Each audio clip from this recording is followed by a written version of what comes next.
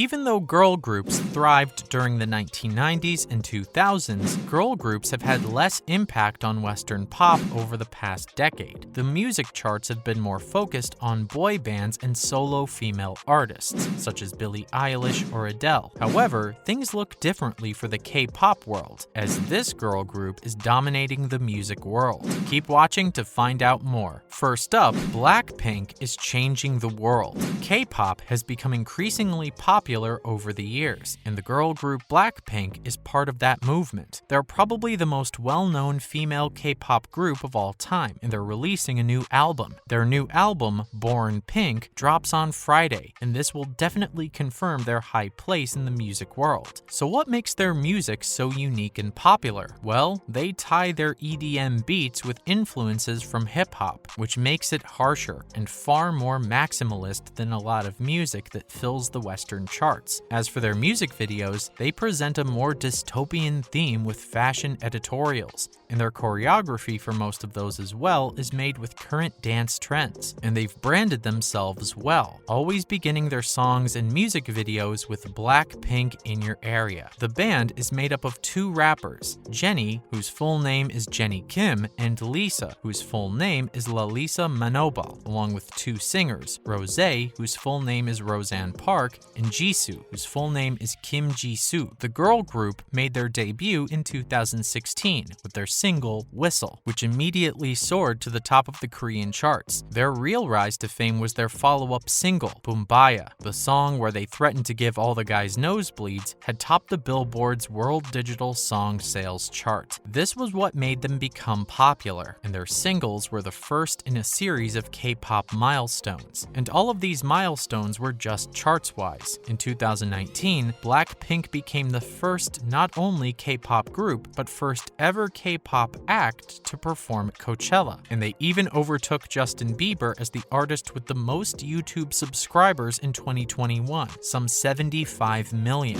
What else makes the group amazing, individually and as a whole? The girl group not only works together as a whole, but separately as well. This is shown just by their songs. In their first single, taken from Born Pink, Pink Venom, had 90.4 million video views in 24 hours last month, and each individual member showed their identities through their own vocals. Blackpink's members have disparate identities naturally by design. Some of the members have even released their own music outside of the group. Members Jennie, Lisa, and Rosé have all released solo music in the past few years, and all four members have several brand sponsorships with different luxury fashion houses, and have also been seen several times at fashion events. Blackpink singers finding their mark in the US. One of the most recent appearances was of Rosé at Tiffany & Co.'s Vision and Virtuosity launch party. She serves as the brand's global ambassador, and she, along with celebrities like Gal Gadot, Daisy Edgar-Jones, and Nicola Coughlan, made their appearances. But Rosé became noticeably popular on social media at the time for the adorable photos of her meeting Oscar-nominated actress Florence Pugh at the event, both seemingly excited to meet each other in person. So Blackpink, and themselves as individuals, have also been more focused on making their image well-known worldwide. And this focus on individual activities has made full Blackpink song releases more rare, much to the dismay of some fans. Even though they prioritize their music, they've shifted their focus more on making a mark on today's Western culture, still making their presence known among fans. Like Jennie, for example, is expanding from music and is broadening her horizons in the world of acting. She's going to appear on a TV show called The Idol, which is a new HBO show about a pop star who falls in love with a cult leader. It's produced by the singer The Weeknd and by an actor of one of HBO Max's most successful shows, Sam Levinson from Euphoria. Jennie's role is vastly different from what idols turned actors usually take on. Culture journalist Iana Murray commented on the Blackpink singer, not only because it's an American series, but because of how provocative it appears to be. Although the band has longevity in mind, a typical K-pop contract lasts 7 years, which would put Blackpink's relationship with YG, their label, on the table in 2023. This tactic, however, has worked for Blackpink, and this has given them opportunities for collaborations with popular singers from the United States, The group was featured on Lady Gaga's Chromatica single, Sour Candy, while their own songs have featured singers like Selena Gomez and Cardi B. And in 2018, their collaboration with Dua Lipa for the song Kiss and Make Up became a top 40 single in the UK, Australia, and Canada. So what about touring?